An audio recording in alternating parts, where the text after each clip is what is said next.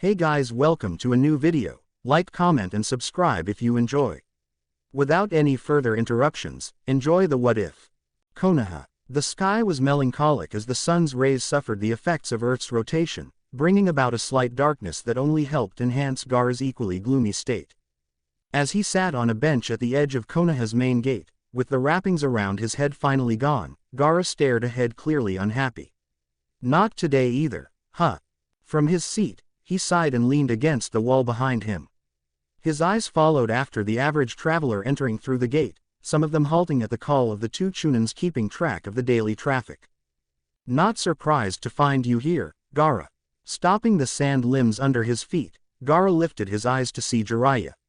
Jiraiya-sensei. He felt a sudden surge of guilt at the man's critical eye. Sorry, I just thought today, he would finally. Giving the boy the benefit of the doubt, Jiraiya sighed and slouched next to Gaara. I just came from Sarutobi's office. Apparently, he ordered Kakashi to head for Wave on an A-class mission involving Team 8, seeing as he was the closest to the country at the time. Naruto, Sasuke and Sakura were expected to come back, but I think we all know that didn't happen. I doubt the old man didn't consider this outcome, though. I see. Gaara straightened his back and began to stand back up. Glimpsing under his scarlet locks, he sighed seeing the gates Naruto had left through time ago. Did they know when they might come back? Unlikely. Jiraiya also stood. Missions can be extended from their expected rate for unexpected coincidences. As the rank goes up, so do the chances of extended leaves. Don't worry though, Naruto's with Kakashi. He's one of the strongest Jonins Konoha has to offer. I know, but, Gaara gazed at the horizon provided by the village gates. For a while now, he had been bothered by one very unpleasant feeling warning him that Naruto was in turmoil. Perhaps not physical, but dangerous nonetheless. I can't shake the feeling he may be doing something unwise. Jiraiya stopped at this. He too had been suffering from this fleeting morbidity. Part of him knew he could trust in Naruto's abilities, but the possibility of unaccounted factors coming into play were there, lurking around corners which couldn't always be controlled. If anything were to happen to him, I would never. Jiraiya knew he would be devastated beyond repair. Looking over his shoulder, Jiraiya's eyes were clouded with unease. You would let me know if you needed me, right, Naruto? The land of waves, bridge. Sasuke could do nothing but keep his eyes rooted on the marvel taking place before him. He lifted one arm to shield himself, and noted how the tainted chakra oozing out of Naruto was somehow hot, boiling even. He directed chakra into his eyes, and activated his Sharingan, so he could see the anomaly for what it was. Sasuke's eyes broadened at the revelation, this chakra. It's shaped like a fox. Where did he get this from? Her arms shielding her, and her body trembling from the bloodlust streaming out of her teammate, Sakura kept grinding back despite her attempts to stop herself. After a while, she concluded that this chakra couldn't possibly be human. What on earth is this? I can't believe something this powerful exists. Kiba had fallen on his behind from the first surge of chakra, his eyes broad as he sat next to the unresponsive Hinata. This is still Naruto, right? Gazing over his shoulder, he realized Shino was no longer there. Where the hell'd he go? It wasn't this often Naruto allowed himself to be consumed by such overwhelming emotions, it was hatred. Hatred for being lied to, hatred for being branded a sacrifice. The Kyuubi's chakra, now he knew what it felt like. It was like a taste of an addictive, but momentary pleasure. It was like suffering from a blistering blizzard, and stepping into a warm shower, one toe at a time. As more of his body began to delve into this warmth, more could he feel himself growing corrupt, more powerful. Still, by all logical aspects, he could step into this warm shower just a little more. No, Naruto clutched his hands to his sides, beckoned his sense of restraint, and held back that thirst telling him to keep drawing. I can't allow myself to drown in this. The more I summon, the harder it gets to control. It's getting to the point that it feels simply unbearable. I feel like any more, and I'll start losing myself. Why, I thought being a Senju would help. Unbeknownst to him, his genetic composition to allow such a feat was indeed working, but his unstable mind was clouding its effects. His mind and body were not in sync. Naruto raised his head, fox-like eyes in full view. You're Zabuza of the Seven Swordsmen of the Mist, right? Naruto needed an outlet. There was just too much going on inside. Unfortunately for Zabuza, he was one of the few options available. Splintering the cement under, Naruto blasted forward, his fist cocked. You'll suffer for what you've done. Haku, get back. Zabuza swung his blade at the nearing blonde, but the latter twisted inches before any contact was made. He dodged it. At that speed, he watched the blonde twist and turn, all from yards of his eyes. Somehow, he turned enough to land his right foot over his face, pushing him back. Could you be? Zabuza slid back and swiped away the taste of steel over his lips. A Jinchuriki. Naruto landed on all fours, his arms bent at his joints, and his legs doing the same.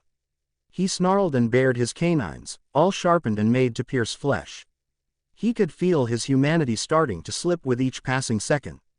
He could feel his animal side fighting for superiority, and it was winning. Zabuza-sama. Haku quickly stood before Zabuza, his arms spread and his guard up. He could feel his arms quivering, each with its own unique wavelength. This boy's chakra was not natural. I've never felt anything like this in my life. Stand aside, Haku, unless you want to die. Zabuza recomposed himself and swung his blade to the side. He's way out of your league. I'm sure you can feel it. Seeing the blonde launch forth yet again, Haku brought his hands together. Hyoten. Ice wall. A massive construct made sheerly out of ice stood before Naruto. He pierced through it, not by destroying it, but by drilling through the middle with sheer speed. He adjusted his stance when he came close to Haku and sent his fist straight for the opposing ninja's chest. He heard a snap and cry of agonizing pain. Haku was shot cleanly off his feet and into Zabuza's arms, the latter sliding as his body embraced Haku's kinetic energy and distributed the remains through his body. He sat Haku down, gingerly and with the care many would find peculiar considering his reputation. Seeing blood trailing down Haku's lips, Zabuza growled. You little piece of shit. You broke several of his ribs. Duly noted, came the reply from the Kyuubi's Jinchuriki. His eyes crimson, nearly blood red, were crucial to show his lack of care and thirst for blood. He grinned as his whiskers came up, the latter thick and full. Team 8's report said you considered him nothing but a tool.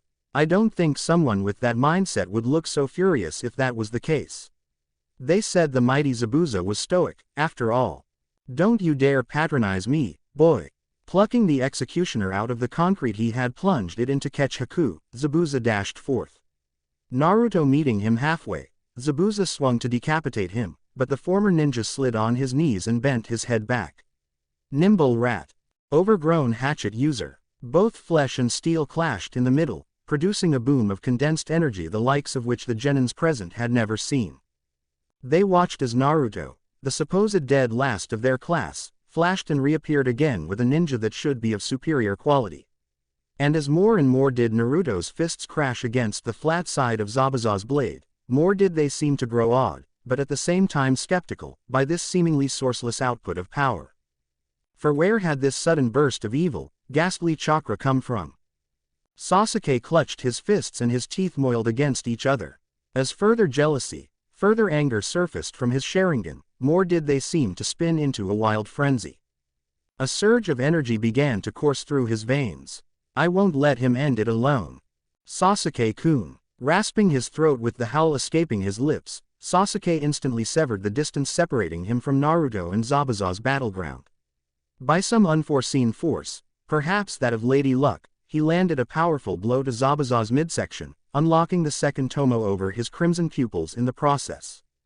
Stricken by disbelief, Naruto quickly regained his composure and jumped, twisting his body and landing a kick over Zabuza's chest. He landed with one hand on the concrete, and Sasuke standing to his side. This isn't a game anymore, remember. Rivalry has no place on the field. His breathing flustered, Sasuke observed Zabuza as he neared. Lone wolfing falls into that category, too. You said we were a team now, remember? Naruto breathed a gush of wind too warm to be comforting. He couldn't directly see Sasuke's eyes, but he could tell his teammate had struggled to get those words out. Sasuke. He smiled, though his expression seemed more devilish than happy. You've finally realized it, huh? That you and I, Senju and Uchiha. Yeah. Interrupting Naruto, Both he and his blonde companion bent their backs to avoid getting sliced in half by Zabuza's executioner. Landing on their hands, they both kicked up to diverge Zabuza's blade upwards, disorientating the much older man. Together, re-establishing their stance, both he and Naruto reeled their fists. "We can't be stopped." Their fists shoving him back at least twice as much as when he caught Haku, Zabuza glared his displeasure at their seemingly effective teamwork. Rising with his blade to the side, he patted away the pain like dust drawn over his chest. Seeing their disbelief, Zabuza sneered. "You don't truly believe you can defeat me, do you? Your performance may be admirable, but you're still only genin." Naruto grounded his teeth. "He's right." Sasuke turned to Naruto like the latter had slapped him. "What? He has more experience than both of us combined." Naruto charged forth, one hand reeled and the other flat to counter any blows. "If you can, keep up with me." "Done." Zabuza stabbed his blade into the concrete. Seeing the dark-haired boy coming from the left, he raised his arms and intercepted the kick aimed for his head. Seconds later, he stopped the blonde's fist from damaging his esophagus with his knee. Taking advantage of their fallback, his fist struck Sasuke's face, and his other knee collided against the blonde's nose. Zabuza scoffed as they lifted themselves from the ground, each of them groaning in discomfort. "Is that all?" The red of Naruto's eyes intensified in color, bringing about a thin and nearly invisible red herring around his body that disappeared just as quickly. "No." He instantly kneed Zabuza in the stomach, as if proving that his prior attempt to stop him had been for naught. He pulled on the man's shirt, and planted his remaining fist over the missed nin's face, covering his knuckles with foreign blood. "You deserve nothing but death." Zabuza rolled over the concrete, until his head rested right over his executioner. Groaning, he laid on one elbow and glared towards his two foes. What monstrous strength! Hearing his last words, Sasuke took Naruto's shoulder and stopped him from advancing. Those were not the words of the blonde he knew. "Oi! What the hell is going on with you? Get a hold of yourself." His mind clouded in bloodlust, Naruto grabbed Sasuke's shirt and pulled him too.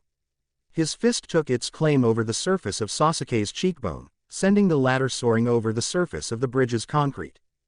"We're even." Naruto turned back to Zabuza, the fist that struck Sasuke closing shut with an audible crack.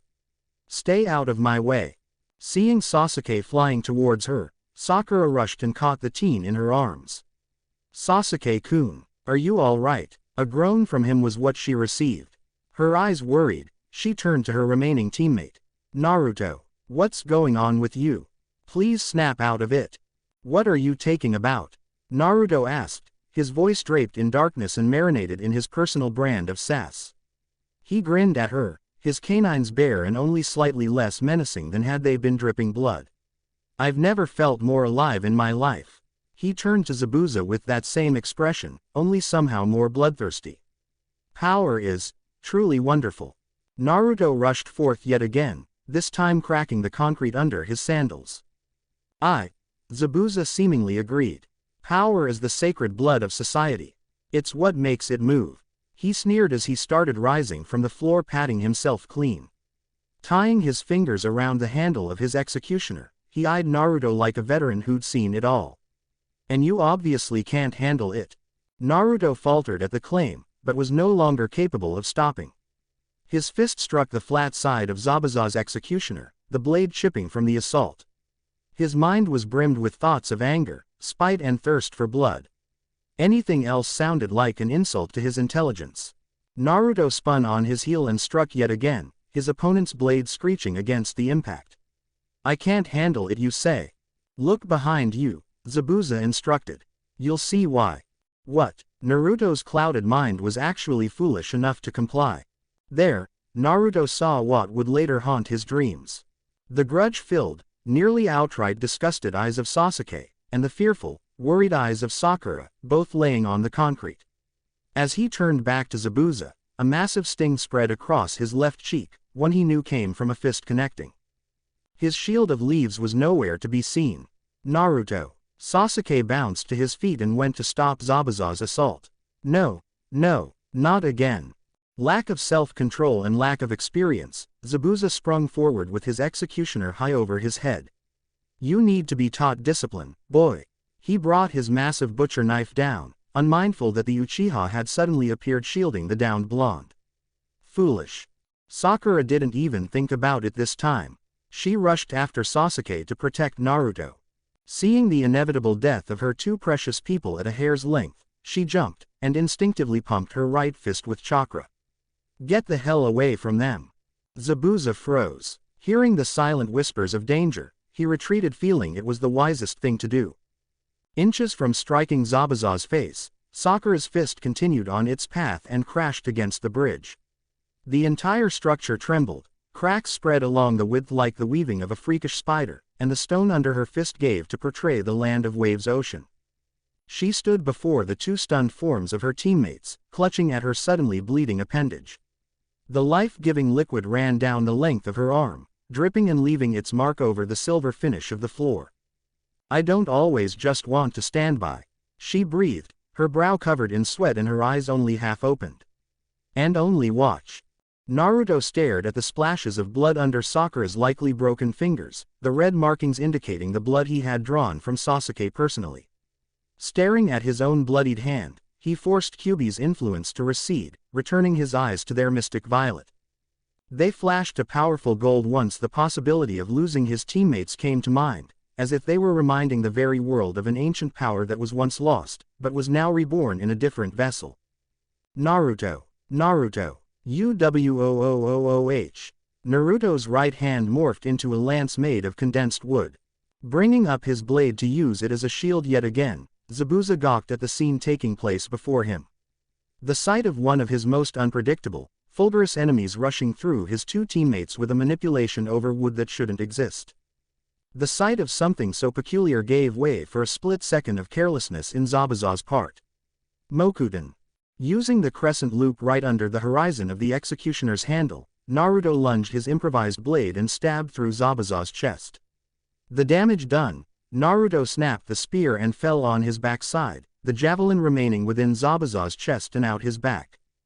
Zabuza stumbled back, blood making two trails down his lips. He grasped the stake in his chest and pulled it out in one swoop. Snapping the thing in two within his hands, he flung them aside without any sentiment of where. You aim to demobilize, not kill.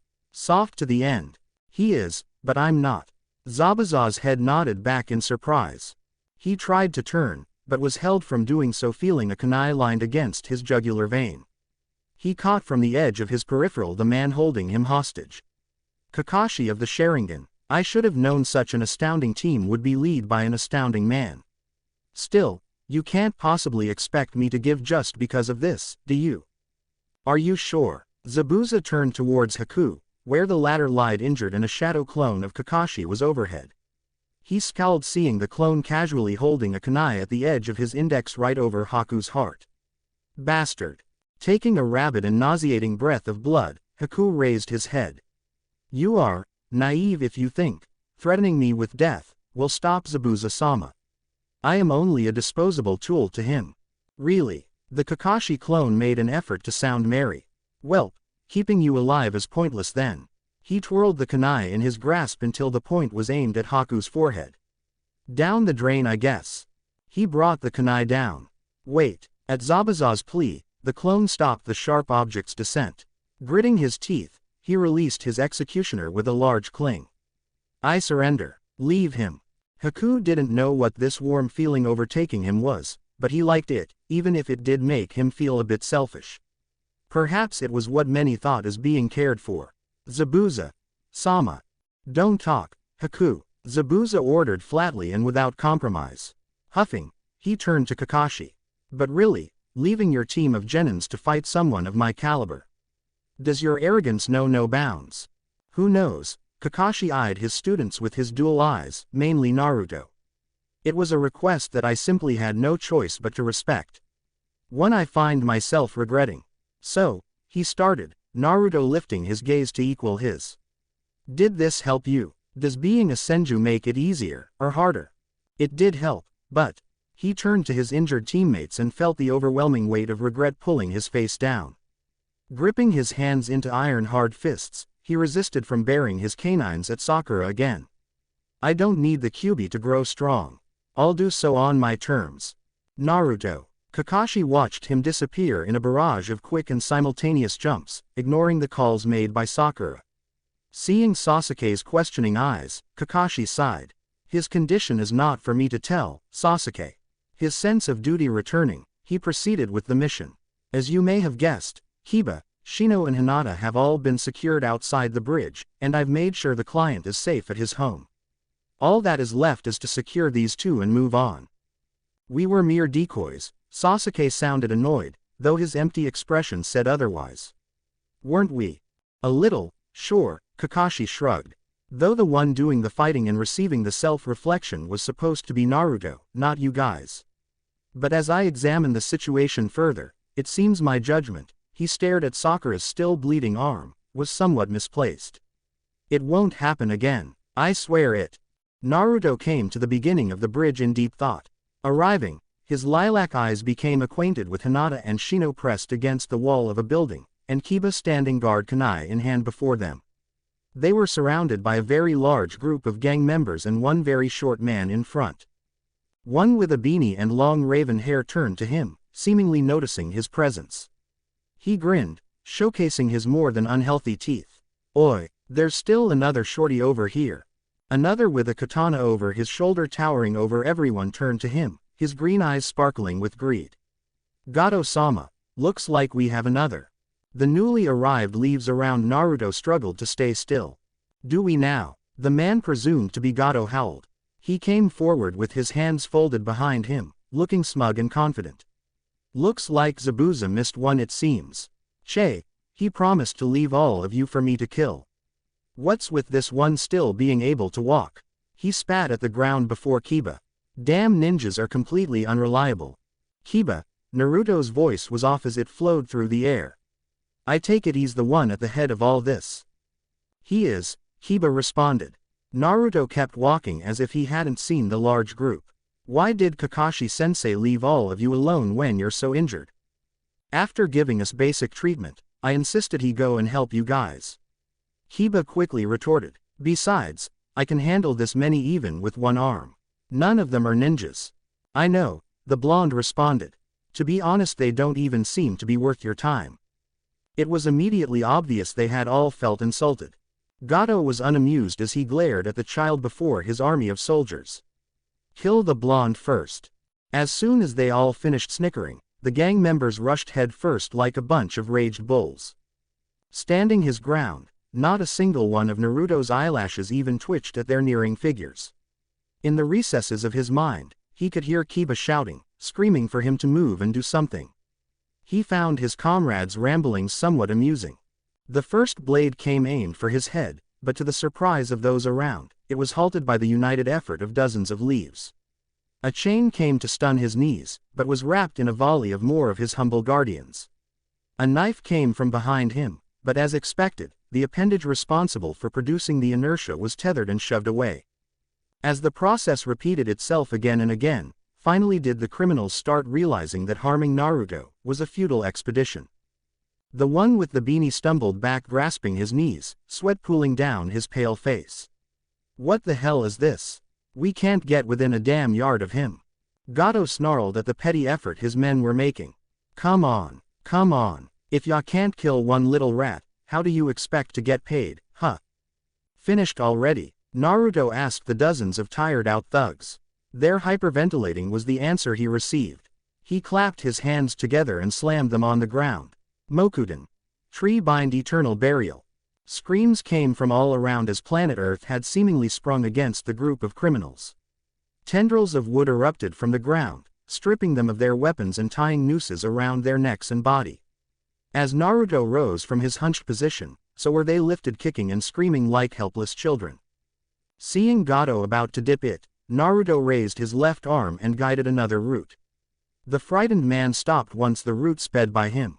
Like a hungry snake, it circled around him, biding its time. Once Naruto had enough of theatrics, he clutched his hand into a fist and the root obeyed by curling around Gato's throat. As he lifted his fist, so did the root lift Gato's body. More chakra fluctuated through his coils, and Naruto allowed his surrounding appendages to start choking the criminals in their clutches. Was Shin right? Are there really scum on this earth that deserve to be eliminated? Naruto's shoulders began to shake. Am I a weapon of mass destruction from birth? Was my father really naive enough to think I would not be classified a sacrifice when he locked that beast inside me? Tears threatened to prickle at the outer edges of his eyes, hinting at the damage already done. What kept them from falling were Tenzo's orders from years ago. His mind a mess and his fist quivering in indecision, Naruto started clutching harder, until the skin of the surrounding criminals were altered to signal oxygen deprivation. They would die in moments. You're all murderers and rapists anyway. His voice tightened as his fists did the same. And I am a ninja. Naruto-kun. A desperate cry from Kiba's location softened Naruto's grip. He turned, and among the levitating bodies and dozens of branches, he saw the quiet girl from his class, Hinata. She stood in between the disbelieving Kiba and the finally conscious Shino, her legs wobbling like two unstable pillars.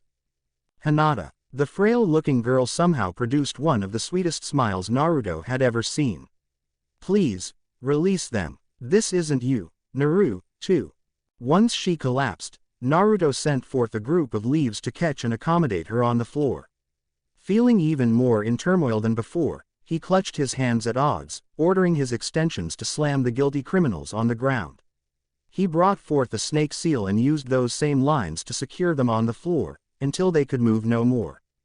Naruto. Turning on his heel, Naruto saw his team exiting the bridge with the two prisoners in hand. A clone of Kakashi was carrying Haku, while the real one had Zabuza restrained with chakra-blocking ropes. He had no words for them. He simply launched himself into the trees and departed, not sparing a single glance back. When Sasuke was about to go after him, Kakashi dropped a hand on the Uchiha's shoulder. I think it'd be best to give him some room to think for now. Sasuke shrugged his hand away and stared at Sakura for a moment.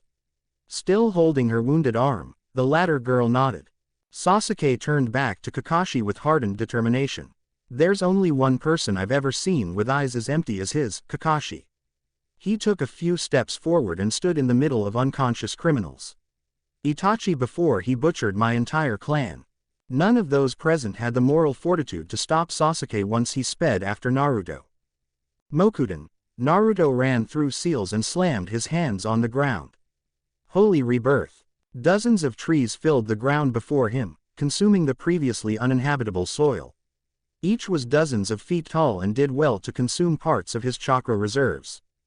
Falling to one knee, he closed one eye and kept the other open sheerly out of spite. Guiding it upwards, he registered the cloudy sky and dim lighting. He still had more, so much more.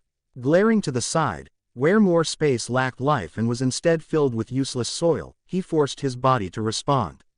He steadied himself once again and remade the seals prior to his exhaustion.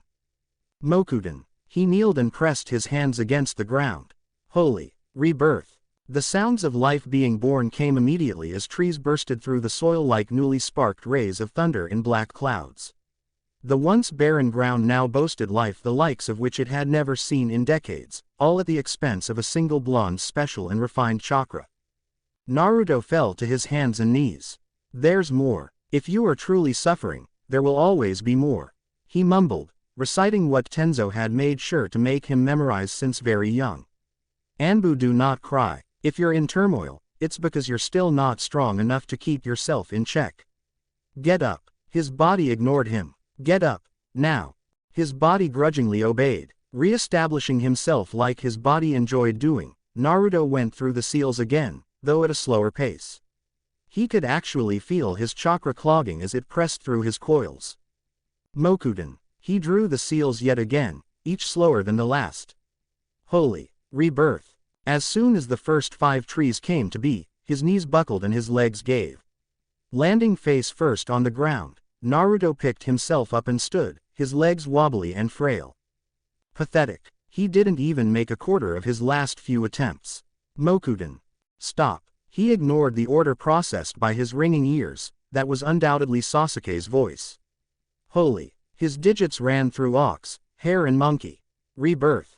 I said enough. Sasuke took Naruto's jointed hands within his, disrupting the distribution of chakra. Do any more and you will face chakra exhaustion, risking permanent damage to your coils and even death. He frowned. Or was that your intention all along? I'm not that weak. Naruto snarled, yanking his hands out of Sasuke's meddling one. His hands once more went through the same choreographed dance they were used to. Mokuden. He didn't even try to plant his hands on the ground this time. He processed the chakra through his legs. Holy rebirth. Impossible. Sasuke watched with fascination as dozens of trees were given life like never before. The roar of bark snapping, branches growing, and leaves sprouting, continued like raindrops falling with life-giving properties. He didn't even touch the ground with his hands like the first few dozen times. Sasuke turned to Naruto, only to see his teammate collapsing ironically like a tree falling victim to gravity. He landed with an amusingly loud thump as he sighed, deadpanning, I bet you can't even raise your stupid head. Kuntu. Naruto struggled to move his head, let alone raise his chin. On his final attempt, he pouted as his efforts went unanswered. All right, so I can't lift my head. Does this fill you with pride? I fail to see how this is my fault, the Uchiha heir courtly replied. He sat next to the blonde as if to prove a point, though really he just wanted to screw with him. So, he started, crossing his arms and awkwardly staring to the side. What's with the pouting? PFF'd. Naruto's sudden laughter infuriated Sasuke. Did they really send you to try and comfort me? There is obviously something very wrong with this picture. They didn't send me to do anything, Sasuke shot back with a tinge of ire. I was the one who decided you needed someone, the person in question was irrelevant. Naruto didn't need to know he had reminded him of his soon-to-be deceased elder brother. What exactly did you feel, Naruto? Naruto felt unavoidably humbled by Sasuke's intentions. More so than he should, but not enough to be frank and admit it. It was just so unsettling for Sasuke to worry about someone else. I felt desperation and confusion, the latter more than anything. Naruto laid there on his front side, unmoving and incapable of doing so. It's hard to put it into words. Naruto had sensed Sasuke around the area time ago, but only now did he wonder, did the bastard wait for him to face exhaustion, and therefore, have no means of escaping? Naruto could definitely see Sasuke pulling something so twisted. Do you think he was right? Naruto asked, spearing through the momentary silence. I mean, those people I nearly killed, they're all murderers, thieves and rapists. Should I have killed them and avoided the risk of having them on the streets someday? A difficult question, Sasuke decided. Shin was a sociopathic fool drowning in his own sense of self-righteousness. He believed war was necessary, that conflict could not be avoided, and therefore be embraced. You shouldn't let such a disgusting specimen get to you. He mused to himself for a moment. Then again, I'm not one to talk. It's hard not to. The empty eyes of the blonde wandered about. He also mentioned something about Orochimaru. The snake Sannin, Sasuke openly contemplated. That place must have been one of his laboratories. Now someone like him, I wouldn't hesitate to kill. Naruto stayed silent for a moment going through Sasuke's words. You think he has more of those places? You don't. Sasuke asked incredulous. To a monster like him, lives are worthless. We saw it with our own eyes, right? Yeah, his grandfather had told him about that man. According to him, he wasn't a very pleasant individual. He did, however, admit that he was quite the powerful ninja. He said he had gone rogue after committing some atrocious crimes that to this day, Konoha had not forgotten. Supposedly in exchange for power and immortality. I wonder if it was worth losing his home. Darkness had never been attractive to Naruto, but now, after having his first dose injected through his veins via the Kyuubi, he wondered, why had it felt so enthralling? A chill made his spine tingle and straighten. He instantly sat next to Sasuke, feeling flustered and panicked by the mere thought of feeling comfort in darkness. Recalling the thrill and disgust of having the life of another human being in his hands, Naruto clutched the fabric of his pants and continued. Sasuke. Sasuke did not like the dread that came from Naruto's voice. What? Swallowing. Naruto pressed on. Can you promise me something? Sasuke's eyes narrowed. If it is within my power. A team of leaves returned to Naruto's surroundings. Like capricious guardians that had sensed self-inflicted injuries were about to be received by their host. I can only trust you with this, Sasuke. He turned to his fellow member of Team 7. If I ever lose myself completely, his face hardened, promise you will be the one to put a stop to me. Facial vulnerability was not something Sasuke ever exposed. But hearing him request such a thing, it made his eyes glint with nostalgia. Nostalgia he had only felt once before, when he awoke his Sharingan. Then he recalled his elder brother's words. That made him cringe in the inside. You're insane. I won't. Please, Naruto insisted, his voice splintered from emotions running awry. You're an Uchiha, I'm a Senju, we're members of a species that have fought to near extinction.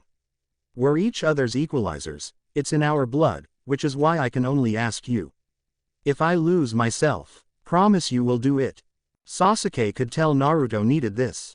He wanted him as insurance, that should he hurt someone he knew once more, he would be there to put a stop to it. But if Naruto ever truly hurt one of them, then he wouldn't be Naruto anymore. If worse comes to shove, and he really did fall into the pits of irredeemable darkness, he wanted him to be the one to stop him. Permanently, Sasuke dragged his legs and pressed his elbows over them, his hands dangling in between. Cursing, his every breath was fuel for his indecision. If you promise to do the same for me, I promise to do the same for you. Should you truly turn into some twisted version of yourself? He snarled as the words struggled to escape his throat. I will kill you, Naruto. A connection which could never be severed was forged at that very instant. Both Sasuke and Naruto knew this, the former more than the latter. Naruto smiled at him, one saddened but nonetheless honest smile. Thank you, Sasuke. It was at that moment that they wondered for the very first time, if their clans were catalysts for bloodshed, were they not better off extinct? Chizuna's home. Kakashi had very good reasons to be worried for his two prodigious students. One was mentally unstable, and the other was showing signs of becoming mentally unstable. A revenge-smitten Uchiha and a mentally conflicted Senju was not something you wanted in your squad. Even their immense talent wasn't worth the trouble. Oh, thank God. Kakashi released a sigh of relief seeing them in the horizon, pulling at each other's hair, but nearing nonetheless. I didn't sign up for this. Providing sympathy and feeling for my students was not in the job description. He harumphed once they entered hearing distance. You guys do realize it's nearly dawn. Naruto had the tactless idea to snort and fabricate a lame excuse. We got lost on the way and ended up having to save a kingdom in distress. Sasuke's now engaged to their future king. He chuckled as if recalling the fake memory. He's nearly as old as OG. It's pretty obvious your creativity has been tampered with, Naruto. Jiraiya-sama must be prepping you to take over his masterpiece. Good. Kakashi nodded. So, he started a bit seriously this time. Are we all okay? Kakashi was bemused by the look Naruto and Sasuke turned to share. Sasuke shoved one hand in his pocket and stared to the side. I guess so. Naruto nodded, his mind reminding him that there was still one more thing he needed to share with his teammates. That specific detail was for later, however. Yeah, we're fine. How's Sakura-chan? Is her hand okay? Forget her hand, Kakashi nearly sputtered. Her whole arm is what suffered the damage. I don't know what she tried to pull but I have a pretty good guess. And unfortunately, I'm not the teacher to help her through it. All I know is that she bursted nearly half of the chakra veins in her arm just to save your butts, so be thankful. And thankful they were, particularly Sasuke. His onyx eyes made their way to the second floor, where he guessed she was. Foolish girl, she could have ended up crippling herself for the rest of her life. Kakashi smiled behind his mask seeing Sasuke ogling a specific area of Chizuna's house. He could practically read where his students' thoughts lingered. Don't worry, I treated her arm as best I could and there doesn't seem to be any lasting damage. She does, however, need to lay in bed to give her appendage some time to heal. Kakashi waltzed through the pair ignoring their questioning gazes, and stopped a foot short of the immediate forest. I think it's about time I spread some of my knowledge upon you too. I've realized through this whole ordeal that soccer is not for me to forge, but you two are definitely on my side of the field, in more ways than just combat-wise. Follow me. Naruto and Sasuke stared at the suddenly glowing back of their sensei. For the first time since meeting the man, they were seeing what few could recognize, a truly powerful ninja. Without question and without discourteous language for once, They both trailed after him when he launched through the forest.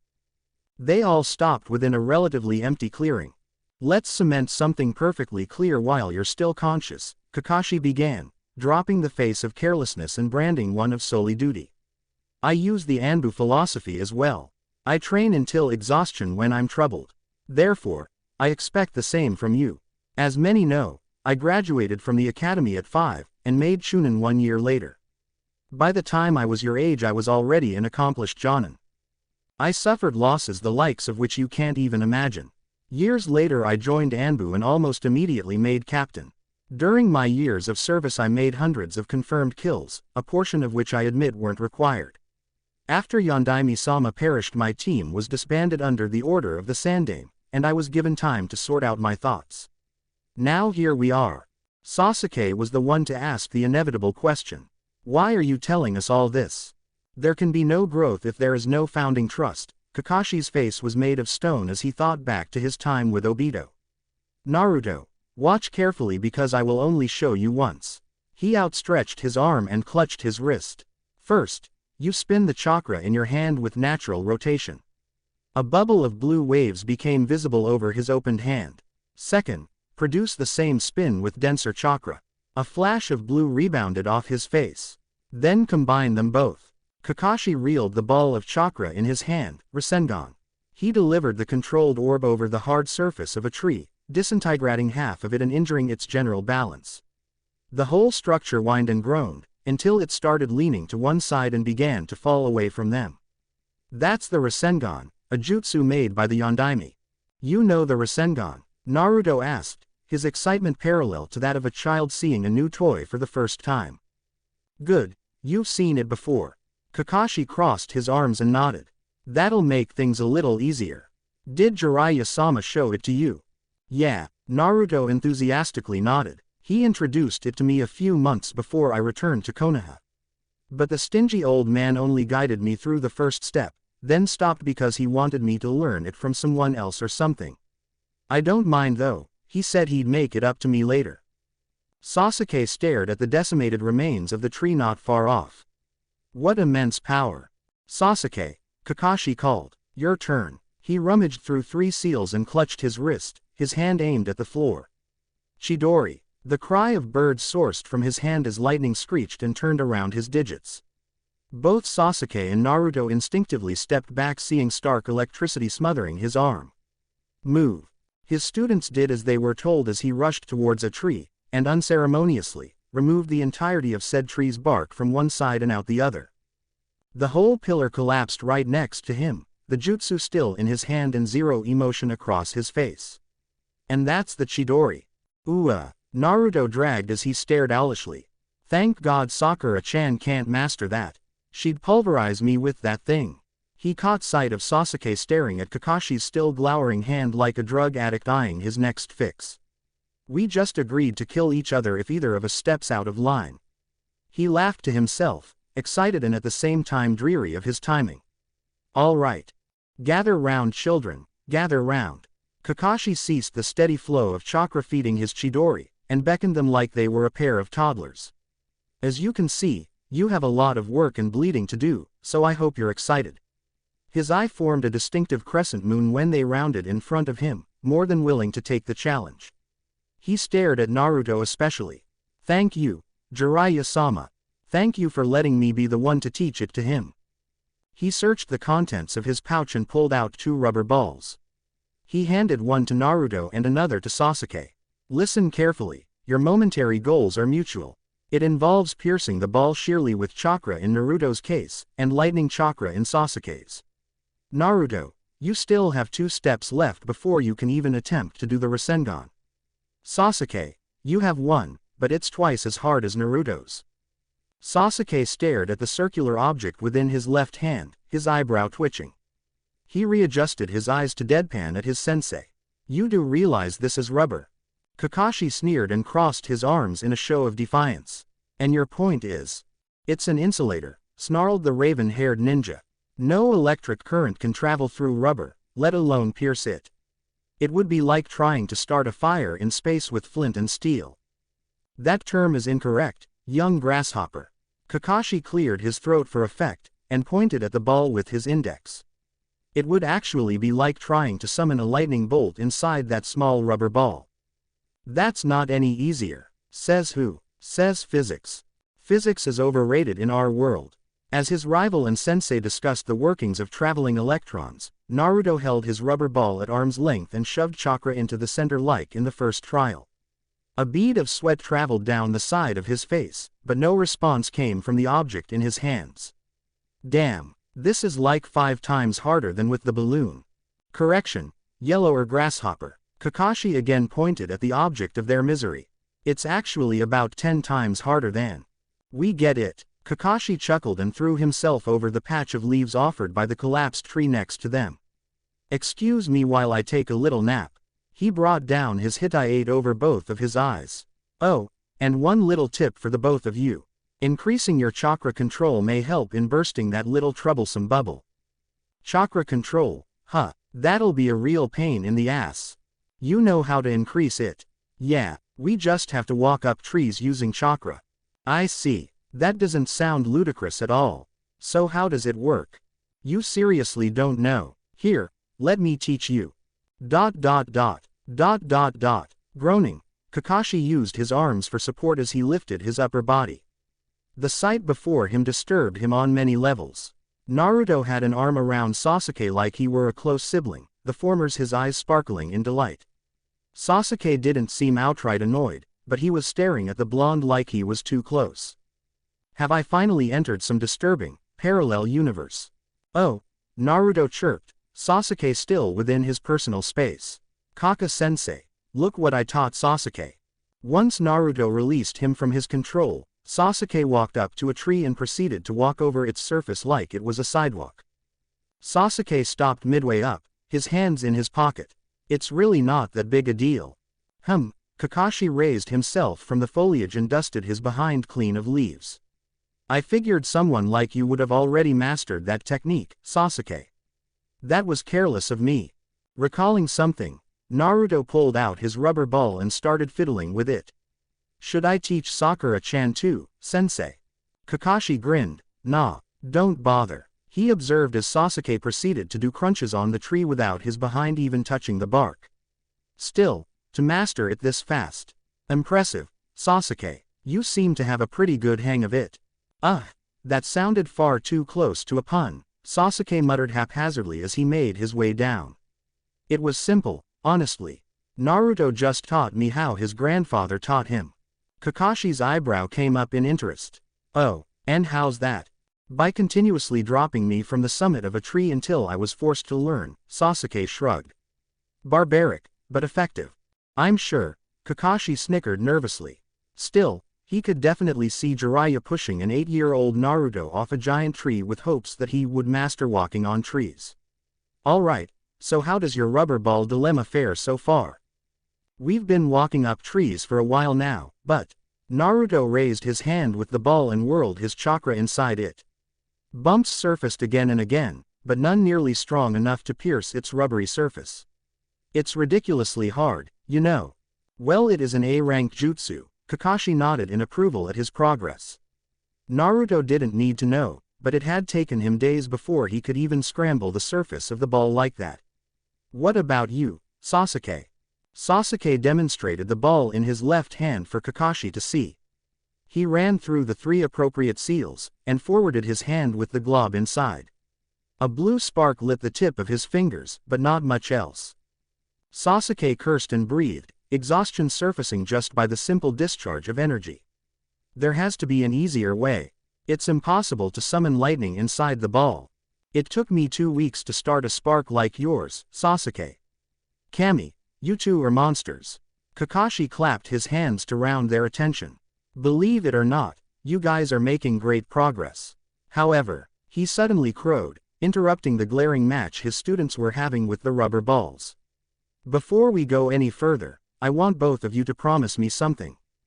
Naruto stared at his sensei, inspecting him for any sort of trickery or treachery in his intentions. Promise you what exactly? That these jutsus will only be used to protect your comrades. Kakashi pocketed one hand and stared to one side. Rin's bloodied, agony-infested expression flashed through his mind. not harm them. Naruto stared further. The expression of pain his sensei had, he could certainly relate to it. He turned to Sasuke and both realized what they had to do. We promise. Lie. It was Kakashi's turn to stare at his students. Sighing mentally, he commended their expert use of deceit. It was far beyond their age. It's already too late to stop now. Kakashi pulled out another rubber ball out of his pouch. Look very closely, Sasuke. The boy caught the hint and activated his Sharingan. And a charge of electricity completely disintegrated the ball over his hand. Voila! Sasuke's eyes went broad at a revelation. The electricity was never supposed to source from inside the ball. It came from the tip of his fingers and concentrated at the center. The ball purposely serves as an insulator to make sure lightning isn't what fries the rubber, but sheer chakra density. That's what feeds the first major spark, huh? The glint in Sasuke's two-tomoed Sharingan told Kakashi the young lad had seen through the charade. You're definitely worthy of inheriting the Chidori, Sasuke. He turned to Naruto with another ball in his hand. Observe, young one. He pushed his hand forward, grasped his wrist, and proceeded to redo the exercise. The surface of the rubber wobbled and quivered, until in one swoop, it exploded into pieces. Tada! Naruto was in an obvious momentary lapse of confusion. A minute passed, then 5, then 10. Eventually, Sasuke had started trying to redo Kakashi's achievement to no avail. He had even passed out twice, and said Jonin had begun to read his naughty books and started muttering and giggling. After half an hour of contemplating, he figured it out with a snap of his fingers. I get it. You're supposed to concentrate the chakra, and release it all at once. Laying on his stomach from his latest loss of consciousness, Sasuke looked up with his eyes lacking any moisture. You really are mentally challenged. I could have told you that. Then why didn't you? Because it was a test, moron. A test? A test for what? Kakashi snickered as his two students proceeded to argue about their differing intelligence. Both of you have been worthy for a long time now. I just wanted to make sure you could handle the jutsu's complexity. Now then, he started making his way toward them. Time to pummel you into the ground with physical training. It takes more than knowing how to activate the jutsus to use them, after all. Chizuna's home, the following night.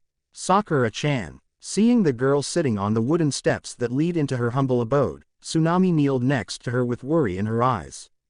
Are you sure you shouldn't be resting? Those wraps around your arm are turning a little red, and you haven't slept at all since you arrived last night. Sakura smiled and cradled her arm closer to her chest. Thank you for worrying about me, Tsunami-san. But I can't sleep, at least not until I know both Naruto and Sasuke-kun are okay. Tsunami returned Sakura's smile with one of her own. You must really care for those two boys. Sakura sat silently for a minute, thinking about the importance the members of her team held over her. She grinned from ear to ear, realizing just how deep her feelings went. All three of them are like family to me. Mother of God, I can't feel my arm. My arm has dozens of burns. Have you heard me complaining? When was the last time you ever felt anything, Sasuke? I sacrificed my favor with Team 8 to watch over the prisoners for this. You guys have a very generous teacher, you know. As the voices came closer and closer to the door, Sakura's smile and anticipation grew like a puppy waiting for her favorite people. The door opened, and in came Naruto, Sasuke and Kakashi. She worried little over the drops of red and tattered clothing her two genin companions wore. Instead she concentrated on the delight that came from seeing her two boys, Naruto especially, not brooding or on the brink of breaking, but the complete opposite. They were both smirking. Before either of the two could demand why she was out of bed, Sakura smiled and resisted the tears trying to prickle at the edges of her eyes. Welcome back. Thank you for watching. If you enjoyed the video, be sure to like, comment and subscribe, as well as checking out the author on fanfiction.net.